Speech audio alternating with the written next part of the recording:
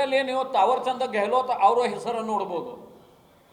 ಅಂದ್ರೆ ಮೊದಲ ಮಹಿಳಾ ಬಾಲ್ ಕಲ್ಯಾಣ ಸಚಿವೆ ಅವ್ರದ್ದು ಬಂದ ಸಹಿ ಇದ್ದಿದ್ದು ಕಾಗದ ಪತ್ರ ಇರ್ಬೋದು, ತಾವರ್ಚಂದ್ ಗೆಹ್ಲೋಟ್ ಇವರು ಮಾಡಿರೋ ಕಾಗದ ಪತ್ರ. ಮತ್ತು ಇದರಲ್ಲಿ ಎಲ್ಲ ನೀವು ಆದೇಶ ನೋಡಿದ್ರೆ 429 ಐತಿ. ಅಂದ್ರೆ ನಕಲಿ ಆದೇಶ ಪಾಸ್. ಮತ್ತು ಇಲ್ಲೇ ನೋಡಿ, ಇದು ಕರ್ನಾಟಕ ಸರ್ಕಾರದ ಲೋಗೋ ಯೂಸ್ ಮಾಡೋದು ರಾಜ್ಯಪಾಲರ. ಅಂದ್ರೆ ಖರೆ ಅಂದ್ರೆ ಇದೆಲ್ಲ ಕಾಗದ ಪತ್ರ ಪೊಲೀಸರು ಕೈಯಾಗ ಮುಟ್ಟಿದ ಮೇಲೆ ಅವರು ಸುಮೋಟೋ ಆ್ಯಕ್ಷನ್ ತೊಗೊಂಡು FIR ರಿಜಿಸ್ಟರ್ ಮಾಡಬೇಕಾಗಿತ್ತು. ಯಾಕಂದ್ರೆ ಇದು ಕರ್ನಾಟಕ ಸರ್ಕಾರದ ರಾಜಮುದ್ರೆ, ಕರ್ನಾಟಕ ಸರ್ಕಾರದ ರಾಜ್ಯಪಾಲರ ಹೆಸರು, ಅದು ಮಂತ್ರಿಗಳ ಮಾನ್ಯ ಮಹಿಳಾ ಕಲ್ಯಾಣ ಬಾಲ್ ಸಚಿವರು ಅವರ ಹೆಸರು ಇದೆಲ್ಲ ಬಳಸಿ ಅವರು ಎಲ್ಲ ಇದು ಮಾಡ್ತಾ ಇದ್ದಾರೆ. ಅದಕ್ಕಾಗಿ ಕಿತ್ತೂರು ಪೊಲೀಸ್ ಸ್ಟೇಷನ್ ಇರ್ಬೋದು ಅಥವಾ ನಂಗಡ್ ಪೊಲೀಸ್ ಸ್ಟೇಷನ್ ಅವರು ಇರ್ಬೋದು, ಸುಮೋಟೋ ಆ್ಯಕ್ಷನ್ ತೊಗೊಂಡು ಇದರಲ್ಲಿ ಇದು ಮಾಡಬೇಕಾಗಿತ್ತು. ಹಿಂದಿಗಡೆ ಕಿತ್ತೂರು ಪೊಲೀಸ್ ಸ್ಟೇಷನ್ನಿಂದ ನೀವು ಏನು ಅದು ಕೇಸ್ ಮಾಡೋಕ್ಕೆ ಹೋಗಬೇಡ್ರಿ, ಅವರು ದುಡ್ಡು ಕೊಡಲಿಕ್ಕೆ ಮಂಜುನಾಥ್ ಮತ್ತು ಸಂಗನಗೌಡ ಸೇರಿ ದುಡ್ಡು ಕೊಡಲಿಕ್ಕೆ ತಯಾರಿದ್ದಾರಂತ ತಿಳಿಸಿದ್ರು. ತಿಳಿಸಿದ ಮೇಲೆ ಅದು ದುಡ್ಡು ತೊಗೊಂಡಾರ, ದುಡ್ಡು ವಾಪಸ್ ಕೊಡ್ತಾರೆ. ಅದಕ್ಕಾಗಿ ಕೆಲವೊಂದು ಮಂದಿ ಕೂಡಿ ಆ ಮಂಜುನಾಥ್ ಮನೆಗೆ ಹೋಗಿದ್ದು. ದುಡ್ಡು ವಾಪಸ್ ಕೊಟ್ಟರೆ ಕೇಸ್ ಯಾಕೆ ಮಾಡೋದು, ಇದು ಮಾಡೋದು? ಯಾಕಂದ್ರೆ ಯಾವುದೋ ಒಂದು ಪ್ರೆಷರ್ನಿಂದ ಇದು ಕೇಸ್ ರಿಜಿಸ್ಟರ್ ಆಗಿದ ಮೇಲೆ ಎಲ್ಲರಿಗೆ ತಾಪತ್ರ ಆಗ್ಯೋದು. ಇದು ಕಾರಣದಿಂದ ಅವರು ಒಂದು ವಿಚಾರ ಮಾಡಿ ಪೊಲೀಸರಿನಿಂದ ಇದು ಬಂದಿದ್ದು, ಪ್ರಪೋಸಲ್ ಬಂದಿದ್ದು. ಅಂದ್ರೆ ಪೊಲೀಸರು ಪ್ರಪೋಸಲ್ ಬಂದಿದ್ದು ಅಂದ್ರೆ ಏನು, ಪೊಲೀಸರದು ಡಬ್ಬಲ್ಗೆ ಇದ್ದು. ಇದರಲ್ಲಿ ನೀವು ದುಡ್ಡು ತಗೊಳ್ರಿ, ಇಲ್ಲಾದ್ರೆ ಅದು ಕೇಸ್ ರಿಜಿಸ್ಟರ್ ಮಾಡಿದ್ರೆ ನಿಮ್ಮದು ಎಲ್ಲ ದುಡ್ಡು ಪಂಗನಾಮ ಆಗ್ತೈತಿ, ನಿಮಗೆ ದುಡ್ಡು ಸಿಕ್ಕಂಗಿಲ್ಲ, ಏನೂ ಆಗಂಗಿಲ್ಲ. ಹೀಗೆ ಒಂದು ದಬಾವ್ ಹಾಕಿ, ಪ್ರೆಷರ್ ಹಾಕಿ ಪ್ರತಿಯೊಬ್ಬನಿಗೆ ನೀವು ದುಡ್ಡು ತಗೋರಿ, ಮತ್ತು ಎಷ್ಟು ದುಡ್ಡು ತಗೊಳ್ತಾರೋ ಅದನ್ನು ತಗೊಳ್ರಿ. ಅಂದರೆ ಇವರು ದುಡ್ಡು ಕೊಟ್ಟಿರುವ ಅಂದ್ರೆ ಸರ್ವಸಾಧಾರಣ ಒಂದು 35 ಲಕ್ಷಕ್ಕಿಂತ ಹೆಚ್ಚು ದುಡ್ಡು ಕೊಟ್ಟಿದ್ದು. ಅಂದರೆ ಇದು ಬರೀ ಬೆಳಕಿಗೆ ಬಂದಿರುವ ಮತ್ತು ಹೊರಗೆ ಬಂದಿರುವ ಒಂದು ಬರೀ 16 ಮಂದಿದ್ದು ಹೆಸರು ಇರ್ಬೋದು. ಆದರೆ ಇದಕ್ಕಿಂತ ಹೆಚ್ಚು ಮಂದಿ ಕಡೆಯಿಂದ ದುಡ್ಡು ತೊಗೊಂಡಿದ್ದು. ಇದು ಬೆಳಕಿಗೆ ಬಂದಿದ್ದು 16 ಮಂದಿ ಕಡೆಯಿಂದ. ಮತ್ತು ಪೊಲೀಸರು ದಬಾವ್ ಹಾಕಿದ ಮೇಲೆ, ಪ್ರೆಷರ್ ಆಗಿದ ಮೇಲೆ ಆ ಮಂಜುನಾಥ್ ಮನೆಗೆ ಇವರು ಕೆಲವೊಂದು ಮಂದಿ ಹೋಗಿ ಕೂಡಿ ಅದು ಕೇಳಿದ್ರೆ, ಇಲ್ಲ ಹಿಂದಿಗಡೆ ಮೊದಲು ಅವರು ಹೇಳಿದ್ರು 34 ಲಕ್ಷ ನಾವು ನಮ್ಮದು ಕೊಡ್ತೇವೆ, ಇದು ಮಾಡ್ತೇವೆ. ಹಿಂದಿಗಡೆ ಮತ್ತು ಪೊಲೀಸರ ದಬಾವಣೆಯಿಂದ ಪೊಲೀಸ್ ಸ್ಟೇಷನ್ನಲ್ಲಿ ಹೋಗಿ ಪೊಲೀಸರು ಇದರಲ್ಲಿ ದಬಾವ್ ಹಾಕಿ ಯಾರ್ಯಾರು ದುಡ್ಡು ಕೊಟ್ಟಿದಾರ ಅವ್ರಿಗೆ 75% ಅವ್ರ ಅಕೌಂಟ್ಗೆ ಹಾಕ್ತೇವೆ, ಮತ್ತು 25% ಕ್ಯಾಶ್ ತೊಗೊಂಡೇವೆ ಅಂತ ಬರತ್ ತೊಗೊಂಡಾರ ಬಾಂಡ್ ಪೇಪರ್ನಲ್ಲಿ. ಆದ್ರೆ ಅದು 25% ಕ್ಯಾಶ್ ಯಾರಿಗೆ ಸಿಕ್ಕಿಲ್ಲ.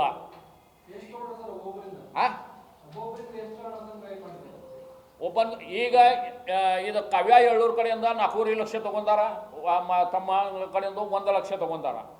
ಮತ್ತು ಎಳ್ಳೂರು ನಮ್ಮ ಖಾನಾಪುರ ತಾಲೂಕಿನಲ್ಲಿ ಊರೇನದ 3 ಲಕ್ಷ. ಅಂದರೆ ಹೀಗೆ ಯಾರ್ಯಾರ ಕಡೆಯಿಂದ ಎಷ್ಟೆಷ್ಟು ದುಡ್ಡು ತೊಗೊಂಡಾರ ಆ ಪ್ರಕಾರ ಯಾರಿಗೆ 35,000 ಪಗಾರ ನೇಮಕಾತಿ ಆದೇಶ, ಯಾರಿಗೆ 38,000 ನೇಮಕಾತಿ ಆದೇಶ, ಯಾರಿಗೆ 40,000 ನೇಮಕಾತಿ ಆದೇಶ, ಹೀಗೆ ಎಲ್ಲ ಬೋಗಸ್ ಆದೇಶ ಪತ್ರಗಳನ್ನು ಕೊಟ್ಟಿದ್ದಾರೆ. ಅದ ಹೇಳ್ತಾನೆ. ಇದು ಎಲ್ಲ ಆಗಿದ ಮೇಲೆ ಇದು ಪ್ರೆಷರ್ ಹಾಕಿ ಕೆಲವೊಂದು ಮಂದಿ ದುಡ್ಡು ತೊಗೊಂಡಿದ್ದು. ಇದು ಕಾವ್ಯ ಮೇಲೇನ ಭಾಳ ಸರಿ ಪ್ರೆಷರ್ ಹಾಕೋದು ಪ್ರಯತ್ನ ಮಾಡಿದರು ಪೊಲೀಸರು. ಕಿತ್ತೂರು ಪೊಲೀಸ್ನಿಂದ ಆಗ್ಬೋದು. ನಾವು ಕಿತ್ತೂರು ಪೊಲೀಸ್ ಸ್ಟೇಷನ್ಗೆ ಕಾವ್ಯ ಎಳ್ಳೂರು ಹೇಳೋದು ಕಾರಣ ಏನು, ನಾನು ಇರೋದು ಗಂದಿಗ್ವಾಡ್, ನಾನು ದುಡ್ಡು ಕೊಟ್ಟಿರುವ ಗಂದಿಗ್ವಾಡ್ನಲ್ಲಿ, ಅದಕ್ಕಾಗಿ ನಮ್ಮ ಕೇಸ್ ಕಿತ್ತೂರು ಪೊಲೀಸ್ ಸ್ಟೇಷನ್ಗೆ ಸಂಬಂಧಪಟ್ಟ ಇಲ್ಲ, ನಾನು ನಂದಗಡ್ ಪೊಲೀಸ್ ಸ್ಟೇಷನ್ಗೆ ಕೇಸ್ ಮಾಡ್ತೇನಂತ ಹೇಳಿದ ಮೇಲೆ, ಇಲ್ಲ ನಿಮ್ಮದು ಕಿತ್ತೂರು ಪೊಲೀಸ್ ಸ್ಟೇಷನ್ನಲ್ಲಿನ ಎಲ್ಲ ಎಂಕ್ವೈರಿ ಆಗಬೇಕು, ನಂದಗಡ್ ಪೊಲೀಸ್ ಸ್ಟೇಷನ್ಗೆ ನಡೆಯಂಗಿಲ್ಲ ಅಂತ ಹೇಳಿದ ಮೇಲೆ ನಂದಗಡ್ ಪೊಲೀಸ್ ಸ್ಟೇಷನ್ಗೆ ಹೋಗಿದ ಮೇಲೆ ನಂದಗಡ್ ಪೊಲೀಸ್ನವರು ಕಿತ್ತೂರು ಪೊಲೀಸ್ ಸ್ಟೇಷನ್ಗೆ ಸಂಪರ್ಕ ಮಾಡಿ ಮತ್ತು ಅವರು ಅದೇ ಹೇಳ್ತಾ ಇದ್ದಾರೆ.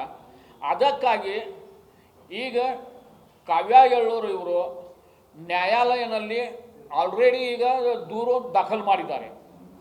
ಯಾಕಂದರೆ ಇದು ಕಿತ್ತೂರು ಪೊಲೀಸ್ ಸ್ಟೇಷನ್ಗೆ ಸಂಬಂಧಪಟ್ಟಿಲ್ಲ, ನಂದಗಡ್ ಪೊಲೀಸ್ನವರು ಈ ಕೇಸ್ ದಾಖಲು ಮಾಡಲಿಕ್ಕೆ ತಯಾರಿಲ್ಲ. ಅದಕ್ಕಾಗಿ ಈಗ ಇದ್ದಿದ್ದು ಪ್ರಶ್ನೆ ಏನೈತಿ, ಕಾವ್ಯ ಎಳ್ಳೂರು ಇದು ಕೇಸಿನಲ್ಲಿ ಪೊಲೀಸರು ಎಷ್ಟು ದಬಾವ್ ಹಾಕಿದ್ರೆ ಕೇಸ್ ಹಿಂದೆ ತಗೊಳ್ಳಿಕ್ಕೆ ತಯಾರಿಲ್ಲ. ಅದಕ್ಕಾಗಿ ಆಕಿ ಮೇಲೆ ಪ್ರೆಷರ್ ಹಾಕೋದು ಪ್ರಯತ್ನ ಹೆಚ್ಚು ನಡೀತಾ ಇದೆ.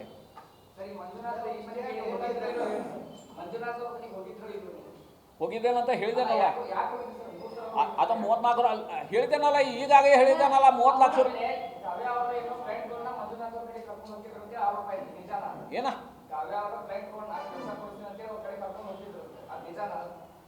ಇಲ್ಲ ಇಲ್ಲ ಸರ್ ನನ್ನ ಕಡೆ ಎಲ್ಲ ಡಾಕ್ಯುಮೆಂಟ್ಸ್ ಇದೆ, ನಾ ಹಂಗಿದ್ರೆ ಇಲ್ಲಿ ತನಕ ಬರ್ಬೋದು. ಈಗ ಬೆಳಕಿಗೆ ಬಂದಿರುವ 16 ಮಂದಿ ಅಷ್ಟೈತಿ. ಬೆಳಕಿಗೆ ಬಂದಿಲ್ಲ ಅಂತ ಭಾಳ ಮಂದಿ ಸುಮಾರು 200-300ಕ್ಕಿಂತ ಹೆಚ್ಚು ಇರ್ಬೋದು. ಅದು ಕೋಟ್ಯಾಂತರ ರೂಪಾಯಿ ಇರ್ಬೋದು. ಯಾಕಂದ್ರೆ ಬೆಳಕಿಗೆ ಬಂದಿರುವ 16 ಮಂದಿ ಅಷ್ಟಕ್ಕಾಗಿ ಮಾತಾಡ್ತಾ ಇದ್ದೇವೆ. ಯಾಕಂದ್ರೆ ಈ ಬೆಳಕಿಗೆ ಬಂದಿದ್ದ ಮೇಲೇನ ನಮ್ಮ ಖಾನಾಪುರ ತಾಲೂಕಿನಲ್ಲಿ ಸಂಪರ್ಕ ಮಾಡಿ, ಯಾಕಂದ್ರೆ ಅದು ಮಂಜುನಾಥ್ ಏನಿದ್ದಾನ ಮತ್ತು ಸಂಗನಗೌಡ ಏನಿದ್ದಾರ, ಅಲೋ ಮಂಜುನಾಥ್ ಮತ್ತು ಸಂಗನಗೌಡ ಇವರು ಬೇರೆ ಇಲಾಖೆಗಳಲ್ಲಿ 10-15 ಲಕ್ಷ ರೂಪಾಯಿ ನೀವು ಕೊಟ್ಟರೆ ನಾವು ನೌಕರಿ ಕೊಡ್ತೇವೆ ಅಂತ ಬೇರೆ ಇಲಾಖೆಗಳಲ್ಲಿ ನಾವು ನೌಕರಿ ಕೊಡ್ತೇವೆ ಅಂತ ಕೆಲವೊಂದು ಮಂದಿಗೆ ಸಂಪರ್ಕ ಮಾಡ್ತಾ ಇದ್ದಾರೆ. ಆ ಬಗ್ಗೆ ನಾವು ಎಲ್ಲ ಇದು ಡಾಕ್ಯುಮೆಂಟ್ ಕಲೆಕ್ಟ್ ಮಾಡ್ತಾ ಇದ್ದೇವೆ.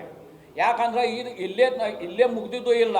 ಅದಕ್ಕಾಗಿ ಮಹಿಳಾ ಬಾಲ ಕಲ್ಯಾಣ ಇಲಾಖೆಯಿಂದ ಹೆಸರು ಇದು ಮಾಡಿ ಇವರು ಏನು ಮಾಡ್ತಾ ಇದ್ದಾರೆ, ಅದಕ್ಕಾಗಿ ಮಹಿಳಾ ಬಾಲ ಕಲ್ಯಾಣ ಇಲಾಖೆ ಸಚಿವರು ಇವರು ಏನು ಮಾಡ್ತಾ ಇದ್ದಾರೆ, ಇವ್ರ ಮೇಲೆ ಒಂದು ಕಠಿಣ ಕ್ರಮ ಮಾಡಿ ಇವ್ರದ್ದು ಎಲ್ಲ ದಂಧೆಗಳನ್ನು ಬಂದ್ ಮಾಡಲಿಕ್ಕೆ ಒಂದು ಸ್ವತಃ ಲಕ್ಷ್ಯ ಹಾಕಿ ಇದು ಮಾಡಬೇಕು.